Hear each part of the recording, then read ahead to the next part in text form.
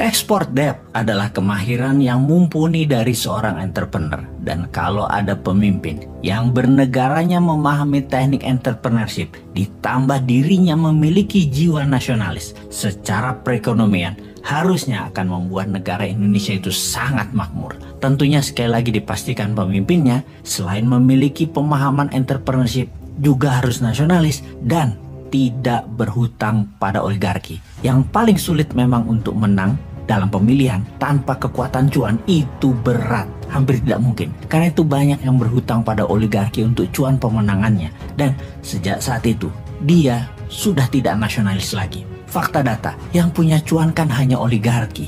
Makanya politikus dan pejabat tertinggi sulit menang tanpa dukungan finansial dari oligarki.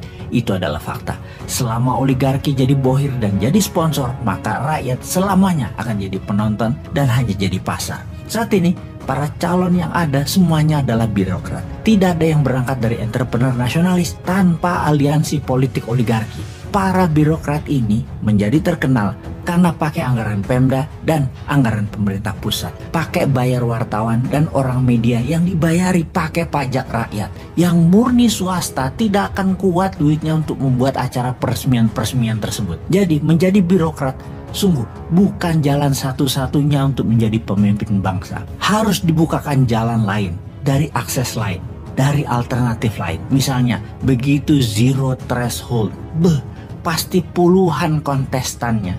Dan ketika masuk top 5, barulah partai politik memetiknya. Jadi adakan dulu konvensi nasional, non-partai, murni individu calon tersebut dipajang dulu di etalase. Duel konsep, duel visi misi, duel kapasitas, duel kapabilitas. Nah, ini baru demokrasi Pancasila yang aslinya. Bagaimana kalau kita buat acara seperti itu? KPU yang mengadakan semacam acara pencari bakat atau Got Talent. Judulnya Indonesia Got Leader. Dalam seleksi, semua orang bisa bergabung dan audiensnya yang memilih untuk masuk babak selanjutnya.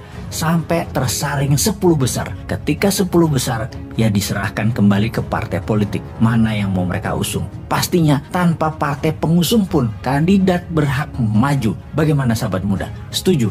Ayo buat resolusi dan kerahkan kekuatan Anda. Ekspresikan ide ini demi Indonesia berdaulat atau Indonesia akan tetap jadi korban hutang. Sahabat semua, kita kembali ke export debt yang saya contohkan dari apa yang pebisnis biasa lakukan, dan kali ini pengalaman pribadi saya. Saya memiliki sebuah mesin pyrolysis untuk membuat oli bekas jadi bensin, jadi solar atau MFO, Marine Fuel Oil, di Pasuruan, Jawa Timur. Mesin ini saya beli dari Eropa, mesin bekas yang sudah direkondisi. For the sake of discussion ya, kita katakan misalnya harga mesin ini adalah 5 juta dolar atau sekitar 70 miliar rupiah. Ini adalah peristiwa 10 tahun yang lalu. Saya meminjam dana 80% dari bank asing. Ketika di tahun keempat, kewajiban hutang tinggal 50%, saya mencari mitra di Malaysia untuk membangun pabrik pyrolysis. Di Malaysia banyak oli bekas yang mitra saya dapat kontraknya, dapat buangan dari Petronas. Singkat cerita, saya bilang ke mitra saya punya pabrik harganya 6-7 juta dolaran. Kalau kamu mau, kita pindahkan ke Malaysia. Mitra saya dapat 80% saham, saya hanya 20%. Tanpa keluar modal mitra saya tersebut. Dan tak lama mitra saya dapat pinjaman bank, kira-kira 80% dari nilai proyek tersebut. Pabrik itu sekarang masih jalan, namun kapasitasnya tinggal hanya 40%. Harusnya sih sudah diamortisasi, sudah nol nilai dagangnya. Intinya hutang saya dengan jaminan pabrik di Pasuruan tersebut lunas pada bank dan juga plus profit. Masih punya saham 20% lagi di Malaysia. Kali ini yang berhutang adalah mitra saya yang di Malaysia. Itulah yang dinamakan export debt yang banyak dilakukan oleh pengusaha dari negeri kakak tertua yang jadi pujaan banyak pejabat di sebuah negara. Cerita pyrolysis adalah kisah nyata. Mudah-mudahan sahabat semua jangan sampai membayangkan ada pabrik di Sulawesi atau ada proyek yang banyak di Indonesia semodel begini yang bernama export debt. Itu tidak ada. Pengusahanya merangkap pejabat, semuanya pinter, tidak oportunis, tidak mumpung jabat, juga tidak berhutang pada oligarki. Mereka semua pasti nasionalis.